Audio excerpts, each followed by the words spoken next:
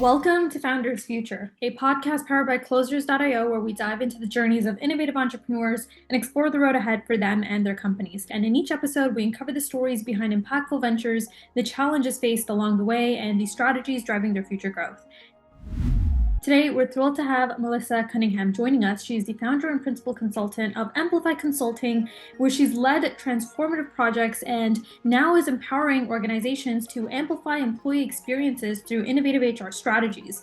We'll explore her founding story, really how Emplify is revolutionizing HR operations and what the vision looks like for scaling this transformative consultancy. So with that being said, let's dive right in. Melissa, welcome to Founders Future. Thank you, Michelle. I'm glad to be here. Absolute pleasure having you on. Take us back to the beginning. What specific problem within the HR operations landscape, perhaps around inefficient processes or outdated technology, inspired you to actually start the venture? Yeah, just a little bit further in my story. I spent almost 20 years at General Electric in back office HR. It's scaled globally, working across many different types of employee bases and trying to figure out how to serve people well. And after that, I spent a couple of years at ServiceNow. And so moving from large manufacturing into fast growth tech was quite an adventure. But what I got to see when I was in ServiceNow was the ability for that technology, as well as other types of technology, to truly drive the employee experience. And while we were working on that at GE, we just weren't able to get to the places that we were at ServiceNow. Part of also the blessing of that role at ServiceNow, which was the VP of Global People Care, so I led HR operations there for 2 years, was that I got the opportunity to spend a lot of time with clients and them thinking through their journey and sharing what we did at ServiceNow. And through that, it became super clear to me that even the largest of companies are struggling with their strategy and where they want to go. And they know what they want it to look and feel like, but they don't know how to get there, what it takes to do it. And so that drive to get to that strategy, finalize the strategy, there was a gap. So there were a ton of consultants out, especially in the ServiceNow space, who were implementing the system, but that assumes that the company knows what they want, that they know what they want to implement, that they know their requirements. And I don't think that's largely the case in many situations. And as I left ServiceNow, I founded Emplify with the goal of helping large customers primarily understand what their strategies are and then how to use the technology to get there to serve people well. So at the end of the day, it's all about serving your people well is what really energizes me. Incredible. No, I love that. There's social good attached to what you're doing here, and really, really wanting to pay that forward, especially with some of the bigger organizations where they see that blind spot. They don't have necessarily that knowledge base in place. So with that being said, I would love for you to walk us through really how Amplify Consulting's offer has evolved since you've started, how some of the services like ServiceNow advisory, there's global payroll strategy, how has that changed over this final year? Yeah, so the great news is that as I left ServiceNow, I already had my first client, right? And the interesting thing, I've been blessed in this way, is that people tend to come to me. I'm not out in the market looking for work. Largely, people know me either from my reputation at GE or from the work that I did at ServiceNow. And so they tend to come to me for help. And I, again, will never underestimate how big a blessing that is for my business and the people that work with me.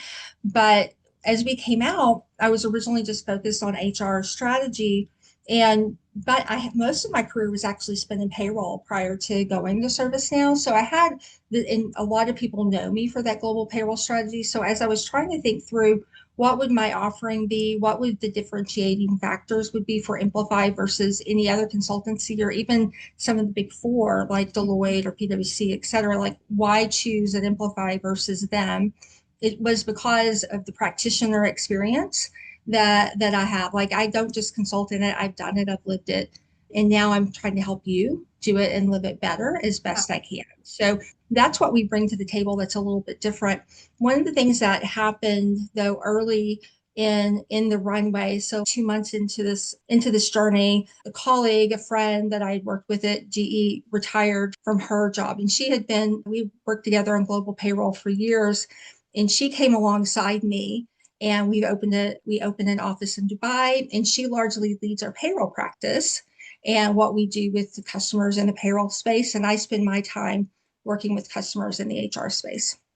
Yeah, that's incredible. Congrats on that. Really going out there in the Middle East, launching those global operations is phenomenal. As far as it goes with now, a lot of I know your focus is on that strategy with some of the HR clients in that space, and that's really your expertise. What is the Mhm. core offer? I would love for you to share with our listeners more on what that looks like today. How do you structure it for some of the clients that you do work with? And yeah, who is your ideal client to begin with? If you could paint that picture for Yes. So our ideal clients tend to be Fortune 500 or in that space, although we do have one that I don't think makes that level, but they have a large employee base that they need help with. So we tend to work with larger customers just because the where my expertise is and where most of the people that work with me, our expertise is in large scale, and that makes a difference. And so we want to use our time where we can make the most impact. So I tend to do HR operations, strategy, and vision. So that's where everything starts. You have to know where you're going before you can build a roadmap to get there. So we start with that, and then we look at what are they trying to accomplish? Where do they need to be? What do they already have in place? And then how do you go about getting there?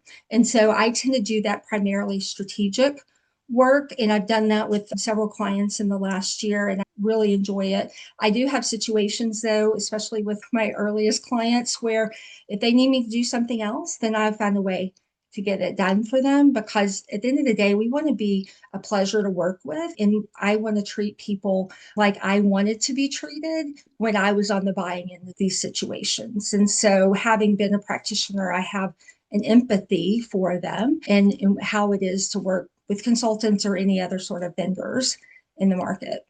incredible. So a lot of your focus is on that strategic consulting side at the end of the day, Yes. especially with some of the Fortune 500 clients, and then maybe outside of that, some of the other ones that are maybe on the mid-market side. So yeah, as far as scaling goes, what does that vision look like for Amplify Consulting? Are you looking to take this further down, looking to standardize, productize your offer? What's your thought there as you're looking at the future? Sure.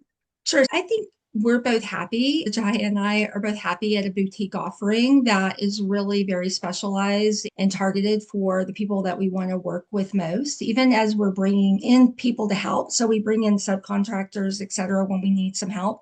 We only bring in people we know. Right. So I'm right now at this point in the juncture shying away from unknown quantities. So I want to be able to know that I'm delivering the best outcome for our clients. And some of the way I do that is by having worked with the people that I bring in. So I don't ever bring in anybody that I'm not pretty sure is going to do fantastic work.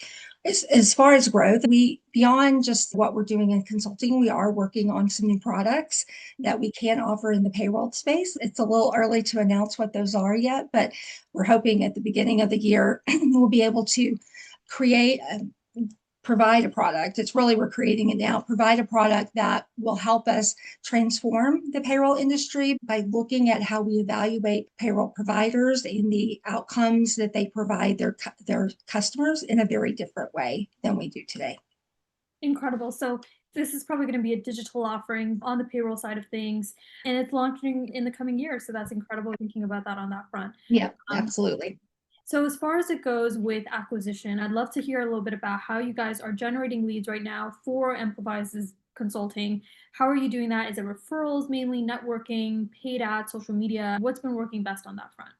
Like I mentioned earlier, largely it's network. So we have a very large and strong network between Vijaya and I. So most all of our clients today are people that I have either worked with before at GE, or they were customers of ServiceNow when I was doing the Now and Now work there. So they were people that are known. We continue to network. So I use sort of personal networking a lot, which I know is a limited growth strategy, but it also allows us to be particular about the work we take on. And if you do the work right with especially larger clients, you're going to continue to get continued work in the future, right? So it has a long tail to it. It's not just short pointed work that you may get if you're out in the market and trying to compete in an RFP process through against other larger customers. So largely it's word of mouth. I do a lot of networking with various organizations. I'm in the social media space. We've done quite a bit of blogging on LinkedIn. I am currently looking at what our social media strategy is and how it could be better to drive more awareness, because I've got a large group of followers on ServiceNow. I'm sorry, on LinkedIn. And I want to make sure that I'm maximizing those interactions and that if I'm posting something, it's something of value to them. Yeah. Yeah, 100%. So really creating more of that awareness about what you offer, doing some Yeah. thought leadership on that front. That's incredible. And now plan going into this year is really looking at that strategy beyond the networking side of things. How can you start to create more of that brand presence online, social media? Are you guys looking at the paid ad side of things, organic? What's your thought process there?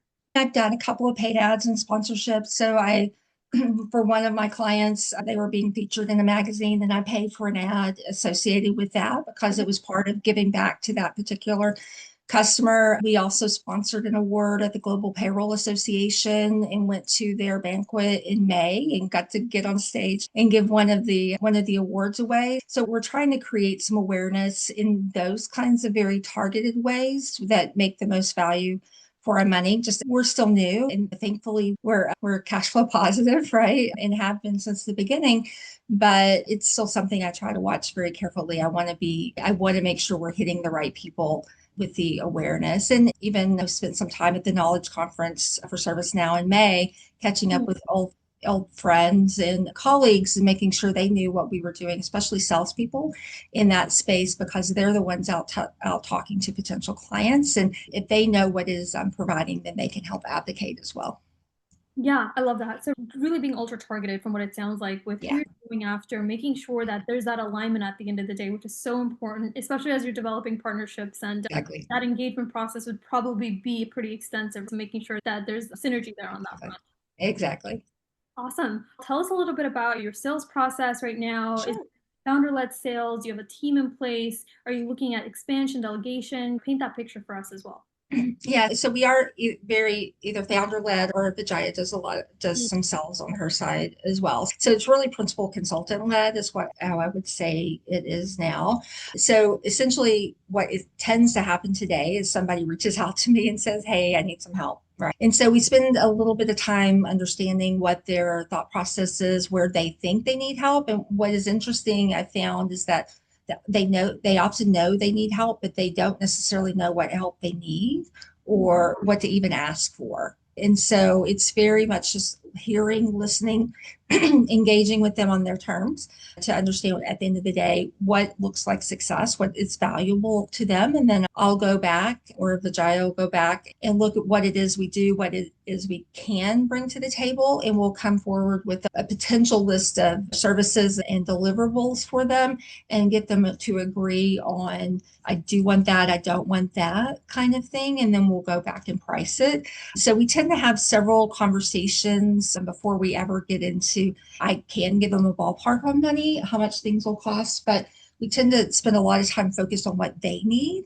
before we ever talk about what I need in order to get to that. Yeah, I love that. And really having a consultative approach, making sure that you're providing value up front. There's like clear Exactly. expectations at the end of the day on what you can do, what they need, and ensuring that there is that fit at the end of the day. Yeah. And if I can't do it, I will tell them I can't do it. And I do have a network of other people that we're continuing to build networking relationships and subcontractors and certain specificities to where even if I can't do it, I can get somebody to do it for them so that we continue that relationship. Because at the end of the day, and I learned this lesson a long time ago, is everything that you get in business is based on relationship and then doing your job well. So having good relationships is almost more important than doing a good job.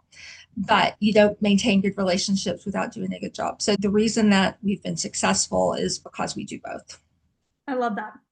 So as far as like the vision goes going into this year, especially as you guys are looking at other ways to get out there, build awareness, as part of that, expanding on the sales side of things, you putting Yeah. yourself in that founder-led role. I'd love to get what that next step looks like for you as you're looking at growth. So the reality is right now we're so busy delivering for our clients that there's not a ton of time put into that right now. And I think if there was a something I would do differently, I would find a way to solve that. And I haven't quite figured out how to solve that because I'm so busy making sure that my clients are are taken care of. The clients that I have are taken care of before I go get new ones. So as I think about what to do better, like how do you do highly networked focused marketing and engagement if you're busy delivering? So there's either one or two ways to solve that. There's get more people who can deliver and deliver what the giant I can deliver, or there's get help on the marketing side. And honestly, I haven't figured out yet what the better way is to go about it. Yeah, no, I think that's really interesting, especially with like your fulfillment model. There's definitely an inherent cap on the number of clients you can probably take on, and Yep. it's like a juggling balancing act, figuring out if it's the marketing or if it's the offer that you want to evolve on that front. And as far as it goes, what has been your perspective on that? Is it more so figuring out that marketing piece or bringing more consultants to the strategic advisory side?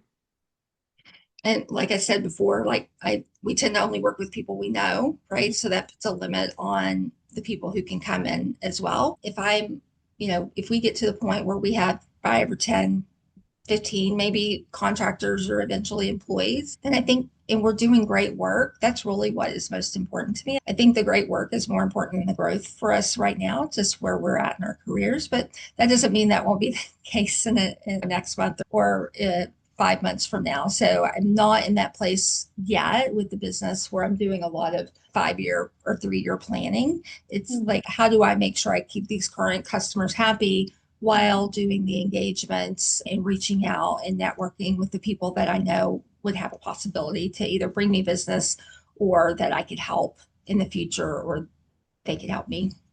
Yeah, yeah. So creating a little bit of top of mind awareness, at least on the Yeah. forefront, figuring Yeah. that. Yeah. And I may need to adjust my approach to hiring in the future if we decide that growth is the primary. Right now, it's quality is the primary. And the way I manage quality is by knowing who I work with. Yeah, 100%. So as far as it goes for like the rest of this year, what are you laser focused on right now, especially as you're going out there doing more engagements, networking? What are some of the goals that you have in place?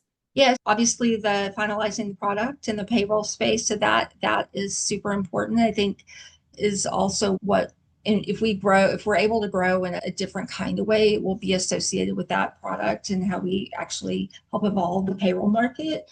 So that is one thing that we're super focused on. I've also started writing a book related to employee experience and how you get there in the age of AI, right? And so that's the what I'm working on beyond just my client work as well. And then networking for other large companies that we have knowledge of or needing the types of services and making sure we keep those relationships warm because we know they're currently in their buy cycle or budgeting cycle. So keeping out in front of those. If we've got 2, 3, 4 engagements going on at a time with the staffing that we have, that keeps us pretty busy and is about where we can make sure that we're providing great work. Yeah, 100%. Before we do wrap up, a couple last Sure. questions. How do you see the HR operations and consulting industry evolving in the coming years, especially with a lot of your focus on knowledge management? How is Amplify Yeah. Consulting staying on that forefront? Yeah. So the answer is AI for everything, right? So that's where it's going to evolve and it's going to continue to evolve. It has in the last I've been in this area for almost 30 years now. And the last 2 years of change have been exponential change. The thing is that AI is only as good as the information that's made available to it, right? And so your ability to drive outcomes and instant service to people is only as valuable as what you have lying underneath it. And the foundational work necessary to do that is honestly a little bit dull and people don't want to focus on it, right? It's not the fun stuff. But what I found, and even with my first client when I came out, we built the roadmap. The roadmap started with foundational things like knowledge and information. And then we're just now going live with the AI piece of it. But had we done that backward, it won't work. And it's just an AI giving wrong answers faster or doing wrong things faster. And Yeah. so if we want to truly add value, make people's lives better, we have to provide the information because that comes from people, right? So that the AI can help serve it up in a way when people aren't available or allowing people to focus on taking care of people when they really need it. As I even vision about the the service model of the future, which is part of what is in that book that I've started. It really is very focused on a heavy lean toward AI answering of simple questions, almost little to no focus on people answering simple questions because you should be able to maintain the information there. But where you're using your people is on the back end to really engage when people need help. When there's a life event issue or a health issue or a work issue, that you're focusing your HR resources when you're focused on people on that, and then as well on growing the business that they support. So it's very different than the models that have been in play, tiered strategy models that have been in place in the past, because you spend a ton of resources trying to get questions answered. And we don't need to do that anymore. But you can't do it well if you don't have a foundation of knowledge, and it requires you to focus on things that people have previously been unwilling to invest in the past. Yeah, 100%. Love that. Love that using generative AI right now to do a lot of that initial foundational work as far as getting out that education. As we do wrap up, any last words for the listeners tuning in? Some of them are founders, entrepreneurs looking to follow in your footsteps. What's the best piece of advice you would offer to them about growing a consulting firm? I think it's have confidence in yourself and what it is that you bring to the table, because there's some days that aren't easy. And I've had a few of them. And sometimes consulting can be very lonely when you're going out for the first time. And so try to bring somebody along with you. It's very helpful for me to have Vijaya along with me to even help make decisions, to bounce ideas off of, to make sure that I'm not going in the wrong direction. And then the support of your family, like my family has been instrumental in making sure that I had what I need in order to grow this business, as well as focus on what's important to my family as well. So I actually, believe it or not, have gotten to a better work-life balance, if that's even really a thing. I'm able to better take care of my business and take care of my family, because I own my time in a different way than I owned it before. Amazing. On that note, that wraps up an inspiring episode of Founders Future. Melissa, thank you so much for joining us Thank today, you. being a guest on our podcast, and to bigger and better and beyond, especially as you're going into this year. Yeah, launching your payroll Absolutely. solutions as well. We're incredibly excited for you, and congrats on all that. So, Thank you, Michelle. to our listeners, if you enjoyed today's episode, don't forget to subscribe to Founders Future wherever you listen to your favorite podcasts. You can also find some more resources over at closers.io, where we're dedicated to helping businesses grow through trained appointment setters and world-class marketing systems. So until then, everyone, keep climbing, and we'll see you all on the next one.